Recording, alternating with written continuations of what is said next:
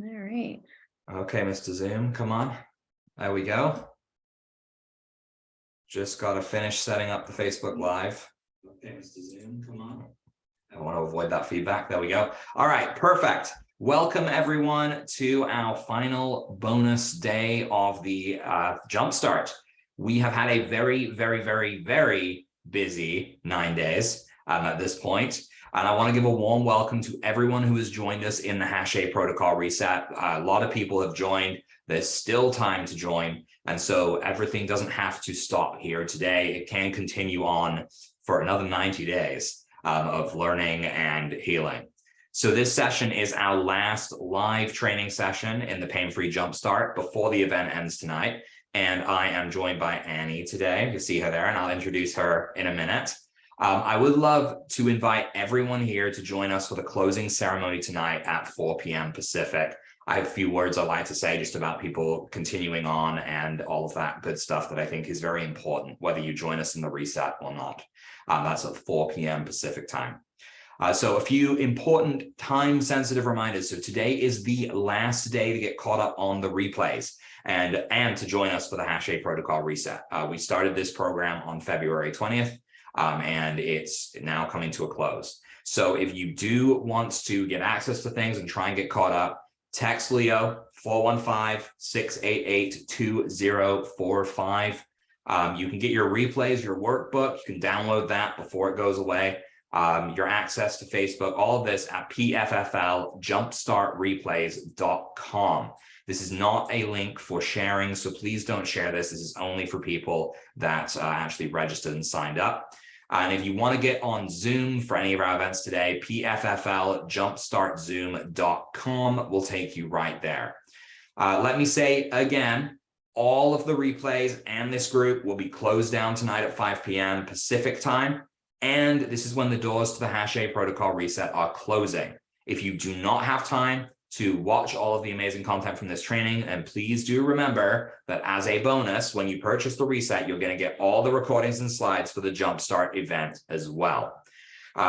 We sure are thinking about when we're going to run this again, but we don't know when we will be offering the program again. It is quite likely that it will be in 2024. My team is currently discussing it, but it's a lot of work. It's been a lot of organization, and we want to make sure we help the people that have signed up for the reset and give them the priority that they deserve.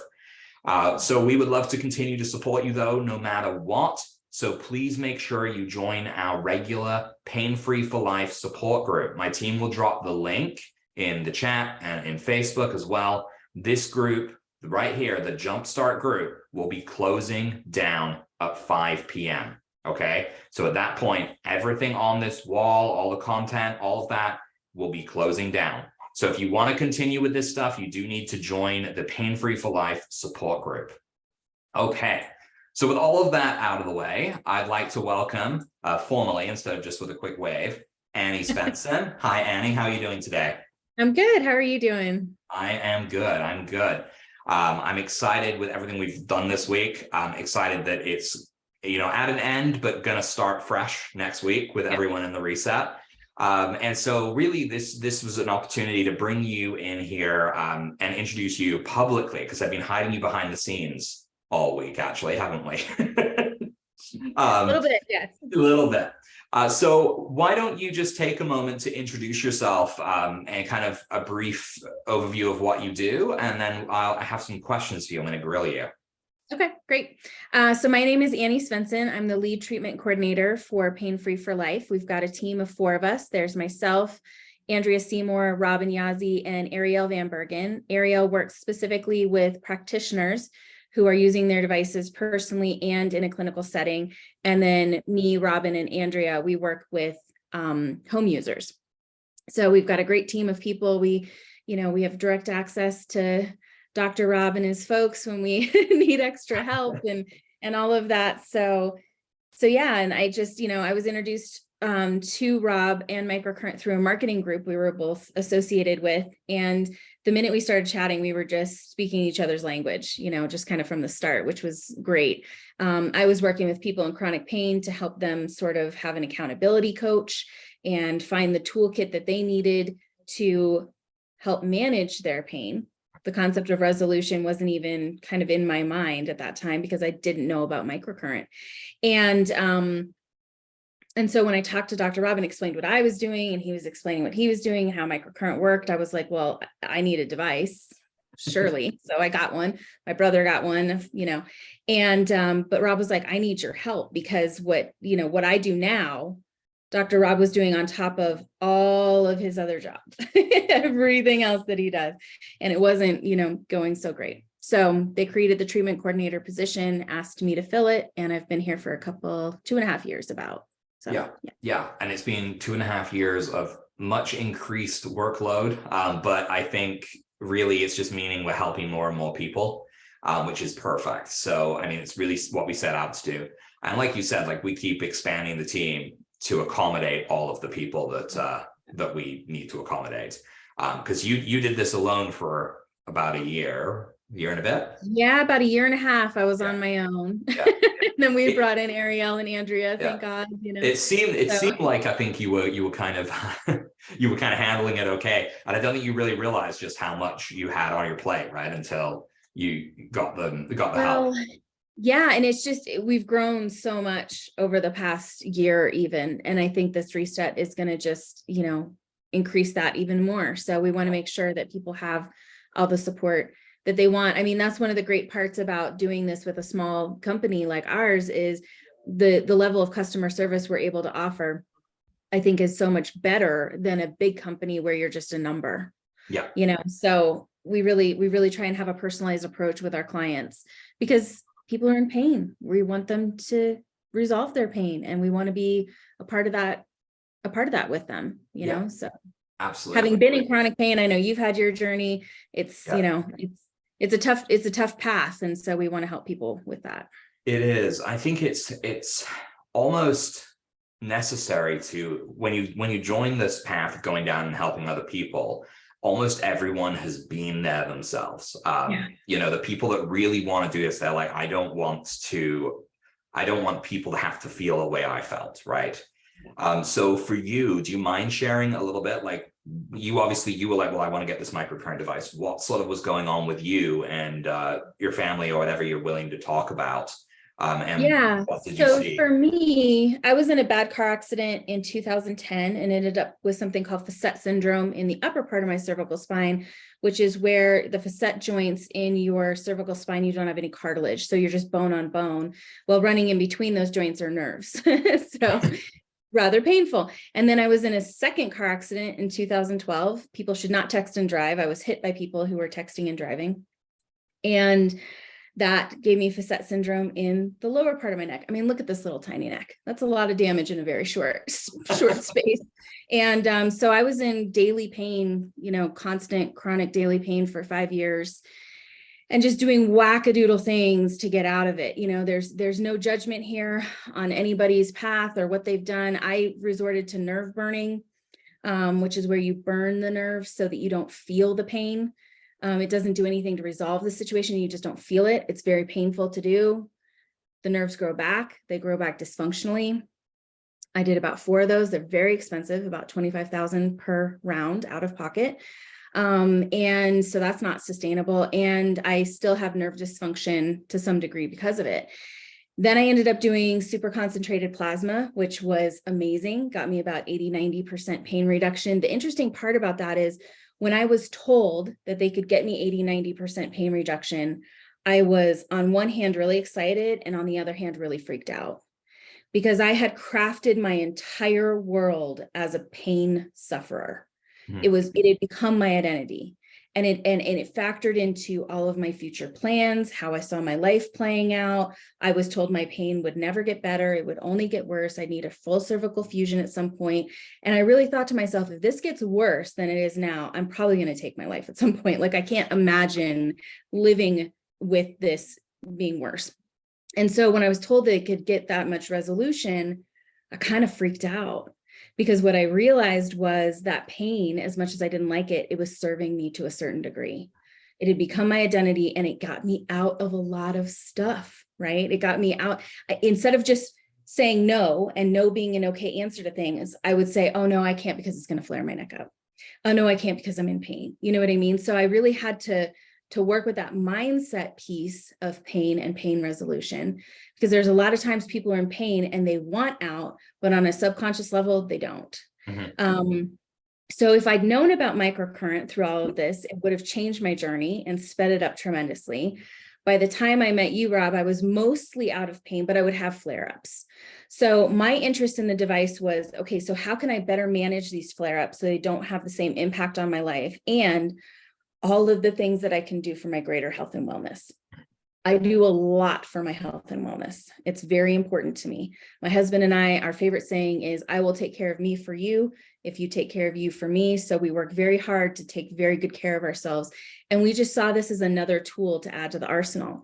At the time, my brother was about a year out from a traumatic spinal cord injury. He had a skydiving accident and badly broke his back, had 3 massive surgeries from that, was heading into a 4th surgery for his feet. And, you know, just the concept of being able to work on his scar tissue alone was so like radical that he got a device. And, you know, his family used, I mean, his wife was just texting me yesterday going, I jacked up my shoulder. What do I do? You know, so it's becoming, their daughter's got autism and, you know, ADHD. So they use it in a lot of different ways in their household. And I've loaned it out to different family members. And I've had, you know, my older brother bought one. He had a hip replacement last year. And, you know, so it's just kind of spread, because once you know of something good, you know, you gotta spread the word, right? So yeah. And I think I've seen that actually. You've told me quite a few times. You've even had extended family members that they're just like, no, I'm fine. And then eventually you catch them at like a family dinner or something, and you treat them and they're like, why didn't I listen to you before? Right. Yeah, my mother-in-law, when they were here for Christmas, they're not used to going up and down stairs. She was up and down our stairs like 15 times a day, and her knee just swell up. And so I had her treat, and she was like, we need one of these. And I was like, you do. Yes, you do. Yeah. It doesn't matter how often you tell people, right? A lot of the time it comes down to actually like they have to see it in action to really like to get it. And I get that. I do. You know, it seems almost so out of the realms of possibility for a lot of people that there is a way to be out of pain. And, you know, I think we raised a really interesting point, and I want to keep going on that a little bit, is that people taking identity of their disease and kind of like compartmentalizing it, because I have definitely seen that as well. And you can almost tell as a practitioner when that is what is happening. And the big issue, right, is you don't want to tell someone that because you don't want to offend them. But the truth is, like, you know, it's something that people really do. And I've said this throughout the whole Jumpstart, right? Like, people need to realize they are not their disease. Yeah. But it's so easy to become identifying yourself as a chronic pain warrior or a chronic pain sufferer, right? And it's all of this stuff is about fight or flight. It's you're fighting this disease. It's what you do every day. You get up and you fight it. And it's but almost like there's also victimhood in there. You know what I mean? Like people, even when they're using the word warrior, you know, and they're trying to like rise above it, there's still a level of victimhood in there that is not, it's not serving you. No. You know, this phrase irritates people all the time. I really feel like everything that happens to us happens for a purpose. Sometimes people don't like the concept of it happening for a reason. It happens for a purpose. And as much as I didn't enjoy my pain journey, I wouldn't go back and change it. In fact, my brother and I had a conversation recently. He wouldn't go back and change his accident. He's a wheelchair user now. He's paraplegic. He won't, you know, and he still wouldn't change it because of the amazing things that it's brought into his life. You know, through my pain journey, I learned so much more about my body, how to take care of myself, how to prioritize myself, which is so hard for women, people in general, but especially women. And I wouldn't be sitting here doing this with you if I hadn't gone through that, you know? So there's a lot of beauty that can come from this concept of a pain journey if people allow themselves to kind of strip away at it a little bit and see that, and then do their work to find their avenue through it. Right. Yeah. It is really beautiful. That's the only way to describe it. To see people actually making those changes, and you end up getting so proud of people for like the little steps. And we talked about this a little bit yesterday, Being able to actually recognize those successes, even the small successes, right, as like steps towards the greater like end. And I think that it is interesting because it's the same with me as a kid. Like I was lucky enough, I suppose, that my parents got onto this really early. I mean, they were some of the first people to bring this to North America. And they found it like back in the 90s. So I benefited it from it before my sciatica, before my scoliosis, before all of these things became chronic enough. But I still remember the stuff about it. And I still I suppose associate it with my identity back then. And the way my teachers would treat me differently. And I still remember I actually contracted hepatitis from food when I was younger. And this was something that it was before the microcurrent. And my teacher actually cleaned out the broom closet for me. And at the time, I thought this is pretty cool because I get my own little space. But she essentially, whenever I was experiencing a pain flare up, she would put me in the broom closet so I didn't bother the other kids or frighten them. And, I realize now that was a pretty traumatic experience, and it went on for 3 or 4 months until we actually were able to resolve it. So it's all of these things, there's a memory associated with this, and it really feeds into my ability to heal, my ability to get better. And I wouldn't change any of it because it does bring you forward to this person you are now. If I hadn't experienced that pain, if I hadn't experienced my chronic anxiety, if I hadn't done any of that, I wouldn't know what it was like enough to feel like I could actually really help people. Because it would be, I'm just, telling them, yeah, you can totally fix your problems. I know what it's like for you. But being able to actually know, right, what it feels like to have problems, to be in pain, to suffer, is almost a blessing when you're trying to help other people. Totally.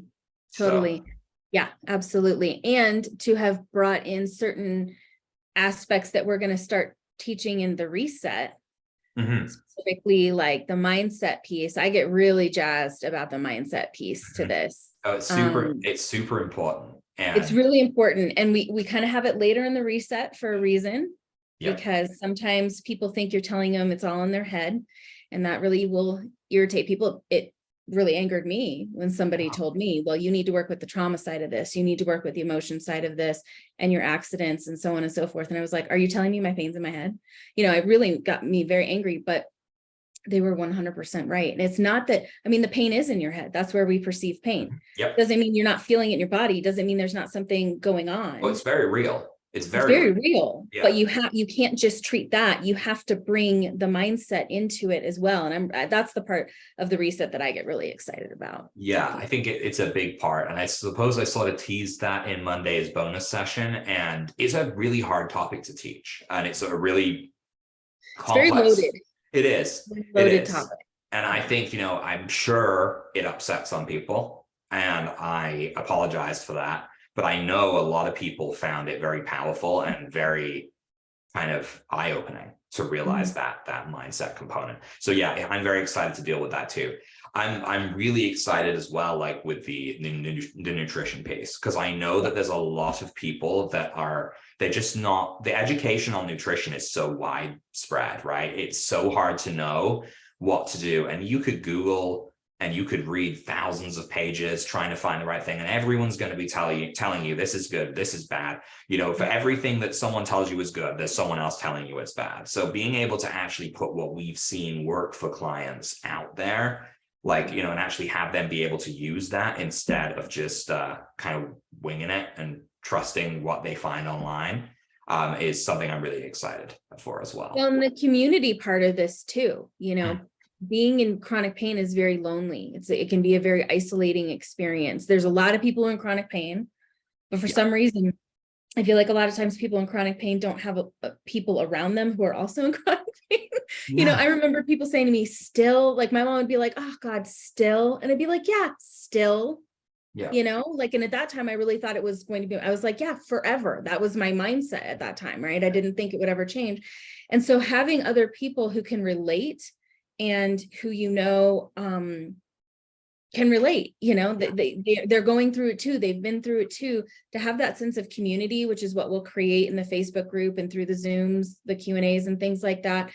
is just so nice. And we've created that within our other Facebook groups here with Pain Free for Life, but doing it within the confines of the reset and bringing people into that, I think is going to be really exciting. Yeah. So. Yeah, no, I agree. Yeah, the community component is huge. And you're right. A lot of people are surrounded by people that don't understand. And that is a big, big issue. And especially, as you said, unfortunately, like it seems to happen more to women.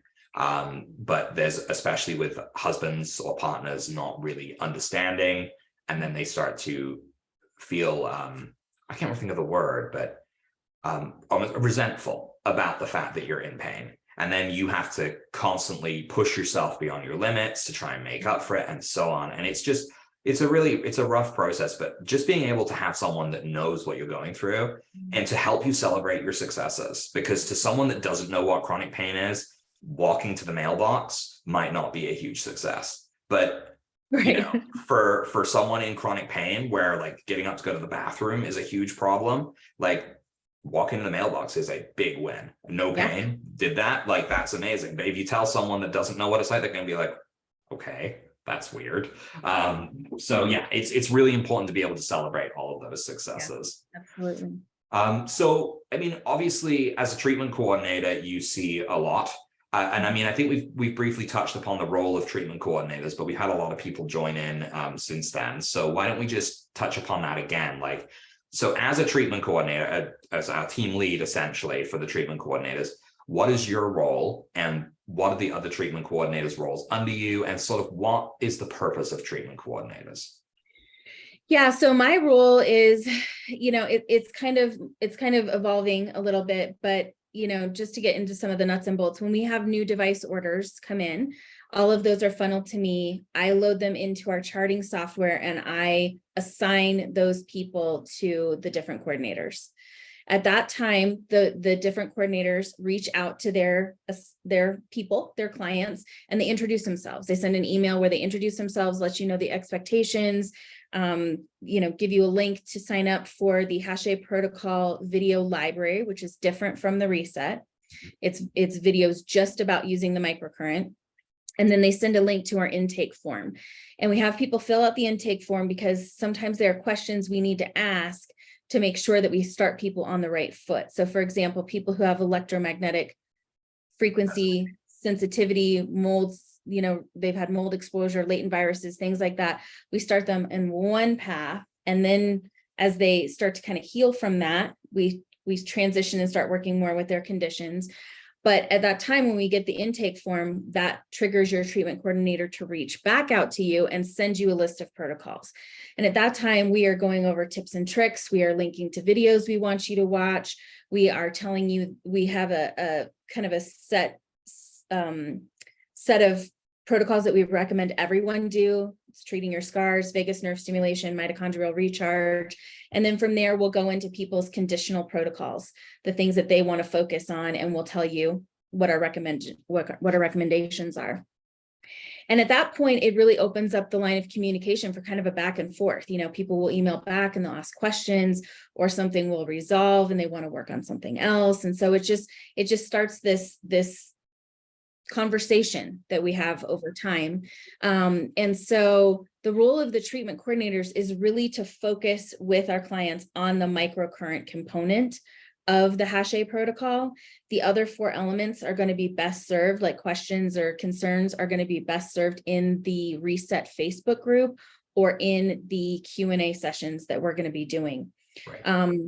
So because the treatment coordinators are really very specific kind of to the microcurrent, because a lot of people, they know, they might not know the right supplement to take, but they know how to take a supplement, right? Yeah. You know what I mean? Like, but we do have ways that we are kind of intertwining them, right?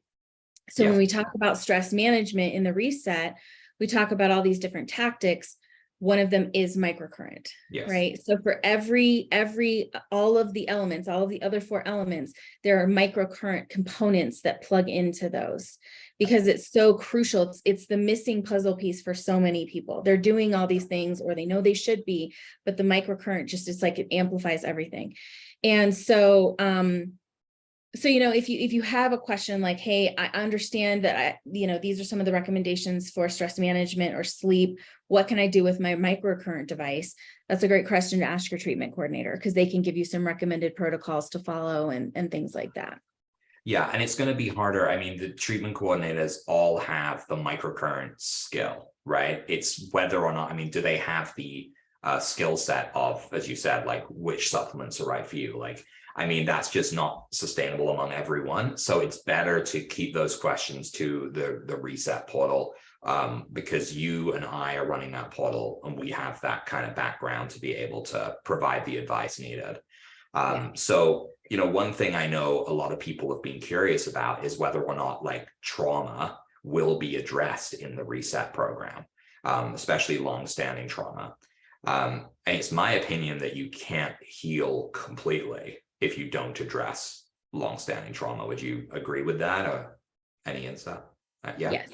Yeah, so it's definitely a part of it. It's something that we would need to definitely address if we want to resolve things.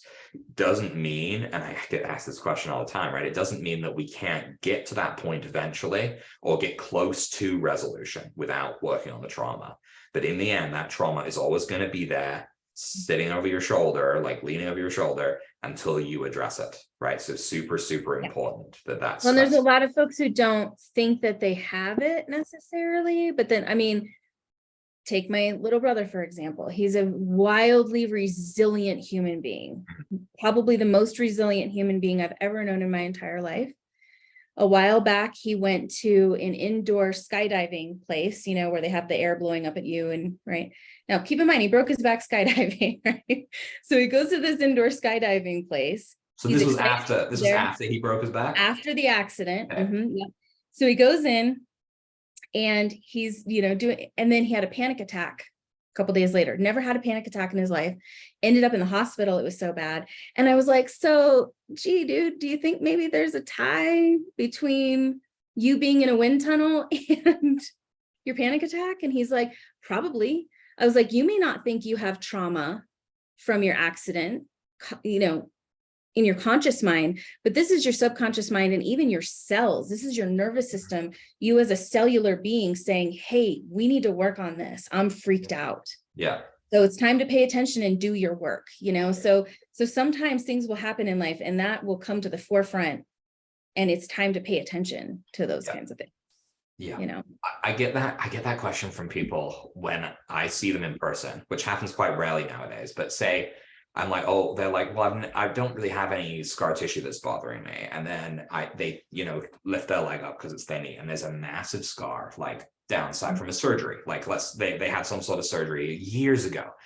There's this disconnect between the concept of this is a fresh injury, right? And so it can't be anything to do with that scar tissue because it hasn't bothered me my whole life.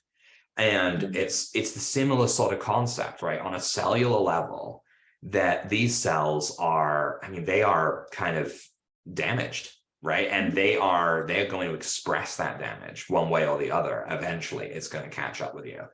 And it's something that, we talk about cells turning over in like 90 to 120 days, which is great.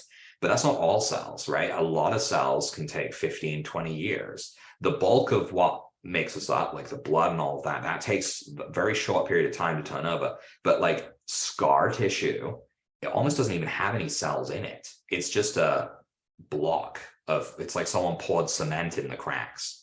And these things, like there are these long-term issues that can develop from this. Same with long-term issues from trauma. Like in the end, these things are going to come out and they're going to bite you in the butt. And you may not think there's any connection because, again, this happened 20 or 30 years ago, but there's a connection there. And it's like you said, he's lucky he didn't have the panic attack while he was doing the actual wind tunnel thing. Well, the guy said to him, he said, I sense fear in you, the guy helping Logan out. And he was like, yeah, I'm scared. Right.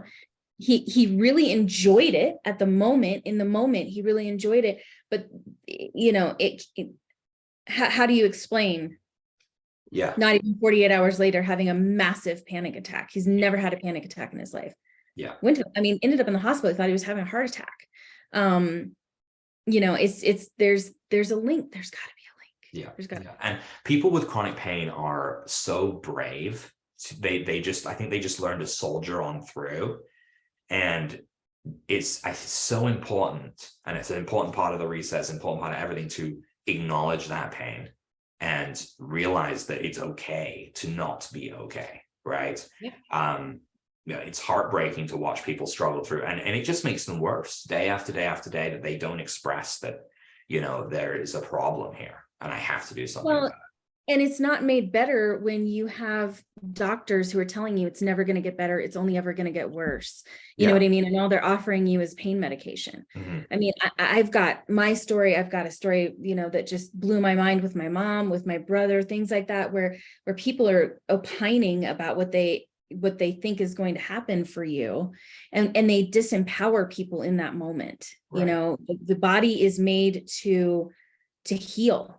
And what we can facilitate that for ourselves, and we can bring things in. And when you've got that in your head, well, I'm never going to get better, then that you create that reality for yourself. Your body will start to create that reality for you. The mind is so powerful in that way. And so, that's the hard part. And we're here to tell people that that doesn't have to be their reality. That doesn't have to be their truth, right? Just because you've been told that doesn't mean that that's the truth. Right. Oh, exactly. Yeah. Yeah. So before we wrap up, I'd love it if you could share a few success stories that you've seen. I mean, they can be personal ones if you'd want, or they can be with clients. I mean, obviously we won't use names. But I think, that you see a lot of success. We see hardships too, right? I mean, let's not beat around the bush. Like, as I said in the reset, some people get like instantaneous results. Other people are on a 6 month to year journey to resolve it, but you see the progress as they're going, and you see them making those changes. But so some of your success stories that you're willing to share here may be slower ones, but they're still equally as amazing, right? So what would you say? So I've got a gal she lives in California. She likes to walk. She's accustomed to walking a couple hours a day, which is pretty aggressive. She lives in San Francisco, hot, steep hills up and down, steep hills up and down. And it used to be that she'd go out for a walk, and then she wouldn't really be able to walk for a couple of weeks because her knees would flare up, right? She started treating with her device, and she can go do those 2-hour walks every day, and she doesn't have that knee pain. Like that gives a person back their quality of life. That gives them back something that they are accustomed to doing for their health and wellness. It was mentally stimulating for her. She really loves to go on these walks. So to be able to do that, she really had resigned herself to the idea that she wasn't going to be able to do that anymore. For me, in my accidents, I jacked up the shoulder as well. And I literally slept on it funny at some point during 2020, at some point, and I couldn't lift my arm up. I couldn't sleep on it. I started treating with my device. It took me 3 weeks, and it's fine. So sometimes there is a time component, right? We've had people who, I said this the other day, the adage in the holistic healing world is for every year you've suffered a condition, it can take a month to heal, right? So if you've had an autoimmune disorder for 10 years, it's not going to be treated probably in a week. And I feel like the people who things are treated that fast, their body is just so ready, so ready, like it's just the right time. In other cases, there's still some resistance there, whether it's trauma, whether it's emotion, whether it's a belief system that is holding them back, like, oh, this can't get better, I'm just going to do this and we'll see if it works. That kind of thing is going to keep things back. But sometimes you do have to put in that time and consistency. We had a gal who came off of her pain pump. She had a pain pump inserted in her body. That's insane. We had a gal who she had crippling adhesions in her abdomen. She had stopped working. She had stopped working out. She could barely leave the house. She started treating, and within a couple months had like a 60% pain reduction. I've lost track, because what happens a lot of times is people get on a roll and they'll start getting better, and then they stop reaching out to me. So I don't know where she's at now. She could be totally healed and I just don't know it. No. So yeah, just, even small things like and this isn't small. This actually isn't very small at all. I haven't slept well for 3 years. And I slept great last night. I'm sleeping great now. I've slept well for a week. That's huge. you know, or just, you know, I felt like I was getting sick. I started doing the immune protocols and then I didn't get sick. Yeah. You know, we know as we get older, right? We know how those things are typically going to play out when you get that little tickle in the back of your throat or your sinuses, you know. So then you go in and do the immune protocols and you wake up the next day fine. Yeah. Well, it says a lot, right? By itself. Yeah. Yeah. I mean, people, I've seen this kind of pattern for people that get the success as well. As you said, more acute injuries tend to heal faster, right? Because they haven't been in pain for as long. And that obviously makes sense. But a lot of it can be, as you said, it's their body's totally ready to go. And sometimes that can be mindset based, like heavily mindset based. And the people that I have found that get the fastest results, like people that have real faith in this, like this is 100% going to work for me. And it does, because they're having the same, that they're not having those preconceived ideas that this is not going to work. And they're not creating that mental mindset block that I'm never going to get better. Or as you said earlier, like, don't really think I want to fully get better. Because if I do, I have to go back to work, you know? Exactly. Or I can't say no anymore because of my pain, right? I mean, I've had people in their intake form say, well, I don't really think this is going to work for me, but I guess I'll try it. Yes. And I almost want to respond and say, just send it back. Like, don't waste your time. Like, if that's your attitude about it, like, don't do it. You know, like it's just that important. I mean, when my little brother spent 2 months in the hospital, and one of the conversations he and I would have was about mindset. It was about creating affirmations, creating your reality, and everything from, you know, just even little things that he wanted to be able to accomplish, all the way up to being able to walk. Well, he can walk. It's just not wise for him to do so. He's very unstable. If he falls and breaks a wrist or his arm or something, he can't work his wheelchair. It's not smart for him. So he doesn't do it very often, but he can do it. He was told that would never happen again for him. Never. Right. So we started thinking of like working on the mindset piece. So if you start going into it going, this device is awesome. I'm going to get the support that I want and that I need, and I'm going to be able to resolve my pain. You're going to have a lot better results than somebody with a crummy mindset. Oh, totally. And I see that all the time. If you go in and you think, you know, oh, maybe this will work, I'm going to give it a try anyway. Like, the bumps in results you'll get will be smaller. It's not to say, because you're essentially overtaking your nervous system with microcurrent. You're taking charge of it. Yeah. So it's not to say that you can't bypass a lot of negativity, but negative people, I mean, not only are they less likely to actually do the work, but they are going to have a lot of issues with actually getting those results, because the negativity will override any positivity. And this is important too for everyone, right? Take stock of where it's at, because even right before and after a treatment, please, like, if your wrist hurts, think about, okay, well, what kind of level of pain is this? What's my range of motion? Then take action on it, treat it, then see, because you might not get it to go away completely, but maybe it knocks it down a few points. And then you're like, oh my God, there's something to this. This is that, like, it's gone from a 7 before, like, or I can move it more freely now, right? These are all amazing signs that microcurrent is going to work for someone. It is just even these little small things, because again, if you've been down this chronic pain path for 10 years, it's going to take a little while to turn around. There's not just a path off that says, you know, pain-free here. You would have taken that like years ago if that was. You got to turn around, you got to walk back.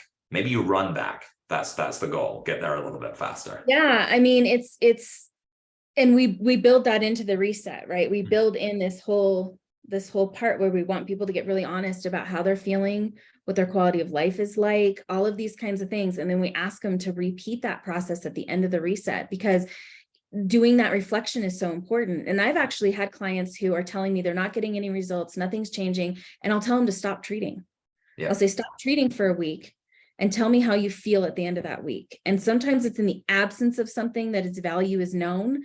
And they'll come back to me in a week and go, wow, I didn't realize how much better I was sleeping, or that my energy is this much better, or wow, I didn't realize how much my wrist had improved. Yeah. You know, so sometimes we don't know how crummy we feel until we start feeling better. And sometimes we don't know how good we feel if we're not taking stock of that and checking in on a frequent basis. And I just like to treat. Some people see it as like, a burden. Work. You know what I mean? Yeah. I like the way it feels. I feel like I'm doing something purposeful and intentional and good for my body, which makes me feel like I'm adulting really well. You know, like I like treating. Some people don't. And we try and help people find ways to work it into their lives, to multitask as they're treating, to do things like that, to make it, doable for them. But it is a commitment. It's a commitment to your health and wellness.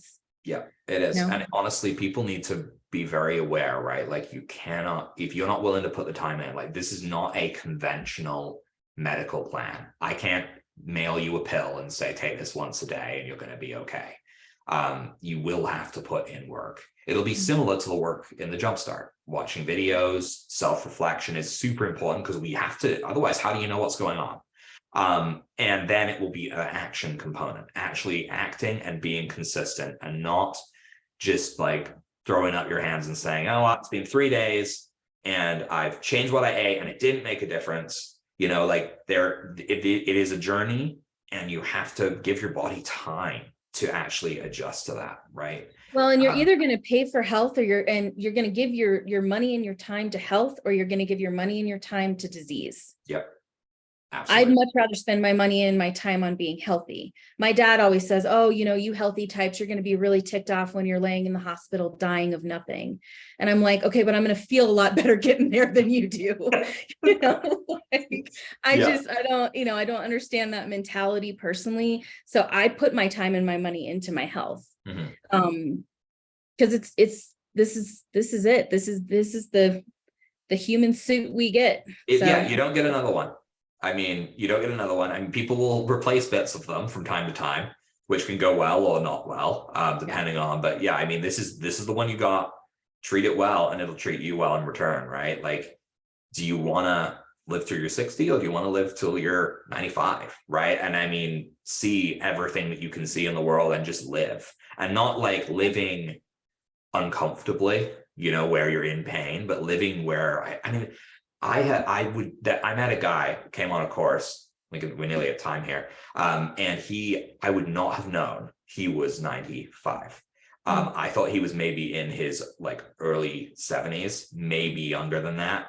And he solo owned a ranch. He would deal with all of his animals, healthiest guy you'd ever know. He ate well, he exercised all the time, and he just looked, and he's still going now, right? And this was years ago. Like, I mean, it's crazy how long we can push this like meat suit to, to keep going through life if we just treat it well, or we can treat it poorly and we can suffer the consequences. Because even if we do live, till our 80s, 90s, if we invite disease into our lives throughout, we're not going to have a good time of it. What's the fun of that? Yeah, exactly. That's why I'm literally treating my brain now. You know what I mean? Yeah. I'm treating it now to get it, Yeah, keep it clean so that nothing exactly. happens in the future. Exactly. Yeah. Okay, awesome. So, well, thank you, Annie, for coming on today. I'm just going to say to everyone kind of like some end of session announcements. Remember that the doors to the reset are closing at 5 p.m. tonight. So we will not be offering this program past 5 p.m. tonight. So if you want in, please register to make sure you get a spot. thehacheprotocol.reset.com should be easy to find. I know we've been getting people emailing in and asking about like if we can put the order through for them. It's actually quite challenging for us to do that because you have to make an account.